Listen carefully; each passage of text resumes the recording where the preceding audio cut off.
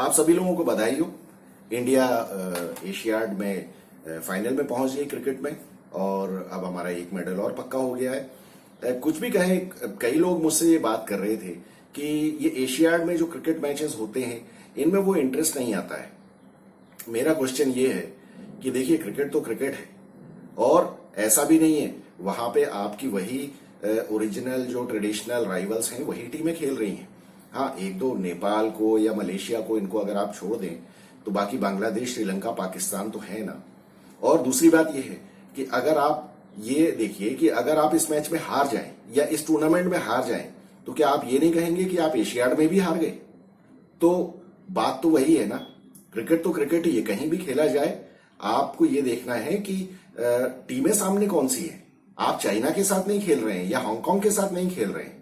हालांकि हांगकांग भी इसमें था, लेकिन आप अगर हांगकांग को हरा के आप जीतते हैं तो आपको उतना ज्यादा मजा नहीं आता है।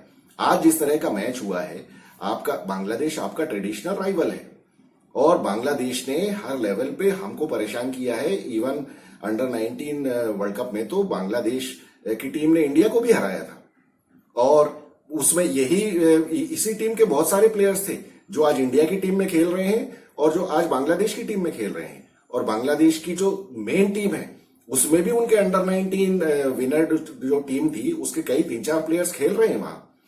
तो कभी भी किसी भी मैच को आप लाइटली नहीं ले सकते। और कुछ भी हो, ये एशियाड का गोल्ड मेडल का सवाल है। गोल्ड मेडल जब जाता है, आज इंडिया के एशियाड में 86 गोल्ड मेडल्स हो गए हैं टोटल।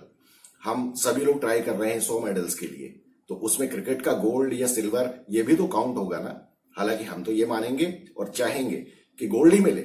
अब जिस तरह से देखिए, आज जो मैच हुआ है, बांग्लादेश ऋतुराज गायकवाड़ ने टॉस जीत के इस बार वो गलती नहीं की। पता नहीं क्यों, इसने पहले मैच में वो गलती की थी। मैं तभी वीवीएस लक्ष्मण और ऋतुराज गायकवाड़ को क्रिटिसाइज कर रहा था कि जब आपने पुराने मैचेस देखे हैं, जब बॉल इतना ऊपर आ रहा है और बैटिंग करने में तकलीफ हो रही है बैट्समैन को, तो आपने पहले बैटिंग क्यों ली? आपको सेफ खेलना चाहिए। देखिए, कोई सा भी टूर्नामेंट हो, टीम चाहे कितनी भी कमजोर क्यों ना हो, कहने को वो नेपाल थी, लेकिन ये नेपाल वही है जिसने इंडिया की मेन टीम के अगेंस्ट 213 रन बनाए थे 50 ओवर में अभी एशिया कप में। और उन्होंने भी आपकी नाक में दम कर ही दिया था यहां। वो बात अलग है कि इन लोगों ने बॉलिंग भी बहुत खराब की। इन लोगों ने, मुझे शिकायत सिर्फ यही रहती है कि ये लोग पहला मैच इनको समझ में नहीं आता है। विकेट पहले से देख के, पहले दूसरे जो मैचेस हो चुके हैं वहां, वो देख के इनको समझ में नहीं आता है। यही मुझे शिकायत है कि इनको पहले मैच से ही वो करना चाहिए था जो इन्होंने आज के मैच में किया। आज इन्होंने एक ही फास्ट बॉलर खिलाया, अर्शदीप, बाकी सबको बाहर बिठा दिया और दूसरा ओवर शिवम दुबे से करवाया। मैं तो कहता हूं कि दूसरा ओवर आपको शिवम दुबे से भी नहीं करवाना चाहिए था। जब आपने आवेश खान को निकाल दिया और उसकी जगह आपने शाहबाज अहमद को ले लिया, तो शाहबाज अहमद से तो आपने 2 ही ओवर करवाए। आपने उसको, चलो मैं ये मान सकता हूं कि शाहबाज अहमद को लाने में ये गायकवाड़ ने डिले इसलिए किया क्योंकि वहां बांग्लादेश के लेफ्ट हैंडर बैट्समैन खेल रहे थे। लेकिन लेफ्ट या राइट, वहां तो रन बनाना बहुत ज्यादा मुश्किल था। आप 1 ओवर की भी रिस्क क्यों ले रहे हो शिवम दुबे को देके?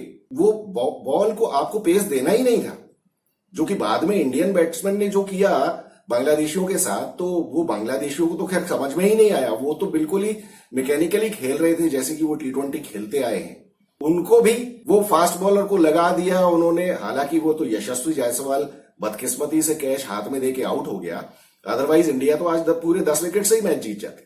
वो तो उसने जो फ्लिक किया, बॉल हाथ में चली गई फील्डर की। कभी कभी हो जाता है बैट्समैन के साथ ऐसा।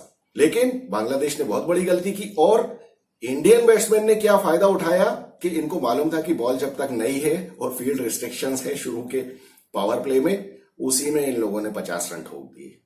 और ये तो 10 की एवरेज से ही रन बनाते गए और पूरे 10 विकेट 10 ओवर में ही मैच निपटा दिया। तो ये तो बहुत ही मैच क्या मिसमैच हुआ है और बांग्लादेश ने तो बिल्कुल भी दिमाग नहीं लगाया आज के मैच में। इंडिया ने जरूर अच्छा काम किया। तिलक वर्मा ने अच्छी बैटिंग की। तिलक वर्मा ने और गायकवाड़ ने बहुत ही अकलमंदी से इनके फास्ट बॉलर्स का पूरा फायदा उठाया और अच्छा खासा सर्कल के बाहर जो पावर प्ले का जो वो गेम था उसमें पूरे भरपूर रन बनाए। तिलक वर्मा ने तो, अब हालांकि देखिए 6 छक्के मार दिए उसने। पूरे बांग्लादेश के पारी में 4 छक्के लगे और अकेले तिलक वर्मा ने 6 छक्के मार दिए। गायकवाड़ ने बहुत ही अकलमंदी से बैटिंग की। जब वो यशस्वी जायसवाल आउट हो गया और तिलक वर्मा जब अंदर आया, उसने दूसरे तीसरे ओवर में 20 रन ठोक दिए फास्ट बॉलर के ऊपर, जिसने कि पहले ओवर में अच्छा खासा रन बनाए। तो ये अकलमंदी इसी को कहते हैं, एक्सपीरियंस इसी को कहते हैं, और ये इंडिया से एक्सपेक्टेड है। ये जितने भी लड़के इंडिया की टीम में खेल रहे हैं, ये सारे प्रोबेबल्स हैं। इनमें से कोई भी कभी भी इंडिया की मेन टीम में आ सकता है जरूरत पड़ने पे। हालांकि अभी तो इंडिया की मेन टीम में बहुत ज्यादा कंपटीशन है, लेकिन ये सारे डिजर्व करते हैं, एक दो को छोड़ के, जो कि बिल्कुल नए हैं, साई किशोर जैसे। साई किशोर ने बहुत अच्छी बॉलिंग की। शाहबाज अहमद को तो बहुत ज्यादा लेट लेके आया मैं ये कहता हूं, शिवम दुबे से जो इसने ओवर करवाया है दूसरा, ऋतुराज गायकवाड़ ने, उसकी जगह वॉशिंगटन सुंदर से करवाना चाहिए था। वॉशिंगटन सुंदर को आदत है, वो तो मेन टीम में पावर प्ले में बॉलिंग करता रहा है, आईपीएल में करता है वो, इतने सारे मैचेस में उसने पावर प्ले में बॉलिंग की है, उसको यहां क्यों नहीं करवाया? शिवम दुबे को बिल्कुल भी रिस्क नहीं लेनी चाहिए थी वो ओवर देके। वो तो बात अलग है कि बांग्लादेश के बैट्समैन कुछ कर ही नहीं पाए, अदरवाइज वो उस एक ओवर का फायदा उठा सकते थे। और आप कई बार क्या होता है कि T20 के मैचेस में या किसी भी इस तरह के मैच में, लिमिटेड ओवर्स वाले में, एक गलती आपकी काफी भारी पड़ सकती है। कोई भरोसा नहीं है, कुछ भी हो सकता है, इसलिए आपको चांस बिल्कुल देना ही नहीं चाहिए सामने वाली टीम को। और इसी को एक्सपीरियंस और अकलमंदी कहते हैं। तो कुल मिला के तो ये बहुत ही वन साइडेड मैच हो गया। बाकी तो ऋतुराज गायकवाड़ और तिलक वर्मा ने तो बिल्कुल ही साइड में कर दिया बांग्लादेश की टीम को, जैसे कि कोई अपने घर में पड़ा हुआ कचरा साफ करता है, उस तरह से इन्होंने बैटिंग करके बिल्कुल थैंक यू बाय बाय कर दिया इनको। अब देखिए दूसरा जो सेमीफाइनल है वो मजेदार होने वाला है, क्योंकि ये भिखारियों के और अफगानिस्तान के बीच में होने वाला है। और वो दोनों टीमें ठीक ठाक ही हैं, लेकिन अफगानिस्तान ने बहुत परेशान किया पाकिस्तान को, और आज के मैच में ये जरूर पूरी कोशिश करेंगे पाकिस्तान को साइड में करने की। क्योंकि पाकिस्तान की टीम देखिए, पाकिस्तान की टीम एकजुट होकर खेलती नहीं है। इनकी टीम के अंदर बहुत सारी पॉलिटिक्स रहती है, हर आदमी अपनी अपनी परफॉर्मेंस देखने के चक्कर में रहता है, क्योंकि वो तो देश ही ऐसा है, वो तो वहां पे सभी करप्ट हैं, सभी अपना फायदा देख रहे हैं, वो अपने फायदे के लिए कुछ भी कर सकते हैं।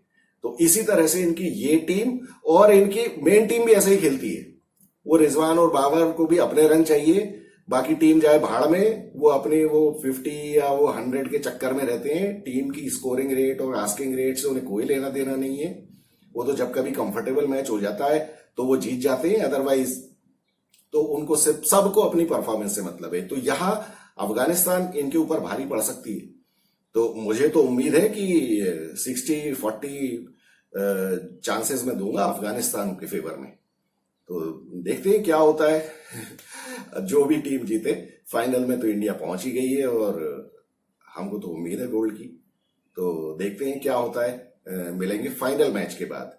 अभी आज का मैच तो इंडिया का हो चुका है, और पाकिस्तान का नीदरलैंड के साथ मेन वर्ल्ड कप में मुकाबला है। तो उसमें भी मुझे काफी उम्मीदें हैं कि नीदरलैंड कुछ उठापटक करके दिखाएगी। देखते हैं क्या फायदा उठाती है नीदरलैंड्स। और कल फिर देखेंगे, कल या इंडिया का फाइनल मैच कब है, मुझे शायद परसों है। तो मिलेंगे फाइनल मैच के बाद। I am Vikas Saxena, the biased analyst. Thank you so much.